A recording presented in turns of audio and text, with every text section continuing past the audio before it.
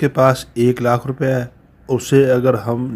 کسی بھی بینک کے سیونگ اکاؤنٹ میں جمع کرانا چاہتے ہیں اور اس سے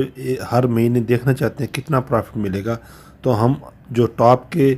چند بینک ہیں ان کا ذکر کریں گے کہ اپنا روپیہ آپ کون سے بینک میں رکھیں تاکہ آپ کو ماہانہ زیادہ سے زیادہ منافع مل سکے۔ تو سب سے پہلے ہم بات کرتے ہیں جو نیشنل سیونگ سینٹر کی، تو اس میں 10% سالانہ کے حساب سے جو ہے اگر آپ اپنا 1 لاکھ روپیہ سیونگ اکاؤنٹ میں رکھیں گے تو سالانہ 10% اس کا پرافٹ ہے۔ اور آسان لفظوں میں یہ سمجھیں کہ آپ کو اگر آپ اس کو 12 مہینوں پر تقسیم کریں تو تقریباً 833 روپیہ ماہانہ آپ کو 1 لاکھ پر جو ہے نا وہ سیونگ پر پرافٹ جو ہے نا وہ ملے گا۔ اسی طریقے سے ہم بات کر لیتے ہیں ایچ پی ایل کی، دوسرے نمبر پر ہے۔ اگر H P L saving account میں ہم 1 لاکھ روپے رکھتے ہیں تو اس پر 9% سالانہ پرافٹ ہے، اور اسے 12 مہینوں پر تقسیم کریں تو 700 روپیہ پر منتھ جو ہے نا وہ منافع آپ کو ملے گا، یعنی کہ 1 لاکھ پر آپ کو 750 روپیہ۔ اب دیکھتے ہیں یو بی ایل کو۔ اگر یو بی ایل کی جو ریٹ شیٹ ہے اگر اس کا ہم جائزہ لیں تو U B L saving account کی بات ہو رہی ہے۔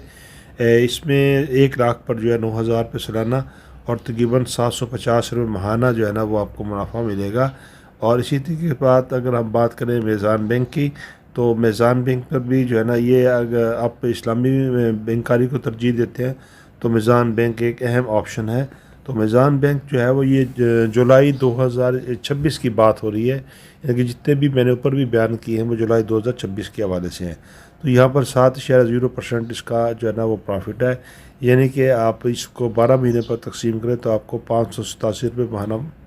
اس کا منافع یعنی کہ ملے گا، یعنی کہ 1 لاکھ پر آپ کو 587 روپے ماہانہ ملنا چاہیے۔ اب ہم اگر ان چاروں کو سیدھا انالیسز کرتے ہیں، جائزہ لیتے ہیں، تو اب یہ دیکھ لیں کہ نیشنل سیونگ سینٹر جو ہے اس پر 1 لاکھ روپیہ پر آپ کو 833 روپے ماہانہ، ایچ بی ایل پر آپ کو 750 روپے ماہانہ، یو بی ایل پر 750 روپے ماہانہ اور میزان بینک پر 587 روپے مہینہ ملیں گے۔ تو صرف اس سادہ کیلکولیشن کے مطابق نیشنل سیونگ سینٹر جو ہے سب سے آگے نظر آتا ہے، لیکن یہاں ایک اہم بات ہے کہ یہ تمام فگرز گراس اپنا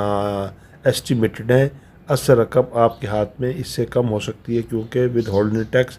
فائلر نان فائلر اسٹیٹس، زکوٰۃ اور متعلقہ اکاؤنٹ کی شرط اثر انداز ہو سکتی ہے، کیونکہ اگر آپ فائلر ہیں تو آپ پر جو ہے وہ اس کی شرح ٹیکس کی مختلف ہو سکتی ہے اور نان فائلر پر مختلف ہو سکتی ہے، اور آپ اس کے علاوہ زکوٰۃ کے لیے بھی ڈکلیریشن دے سکتے ہیں اور آپ کے اکاؤنٹ سے وہ زکوٰۃ جو ہے نا وہ نہیں کاٹی جائے گی۔ اور ایک اور جو ہے اہم بات ہے کہ نیشنل سیونگ سینٹر میں اسکیم کا ریٹ جو ہے وہ اسپیشل سیونگ اکاؤنٹ ایک جیسا نہیں ہوتا۔ مثلاً جو دیگر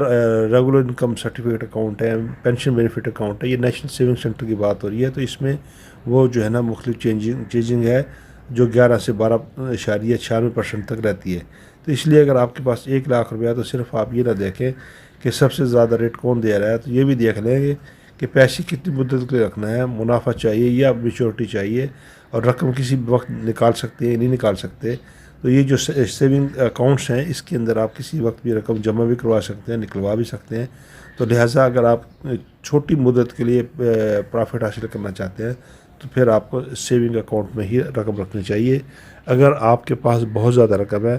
تو اس کے علاوہ مختلف آپشن موجود ہیں، اس میں آپ اپنی سرمایہ کاری کر سکتے ہیں۔ اس حوالے سے ہماری مختلف ویڈیو ہمارے چینل پر موجود ہیں،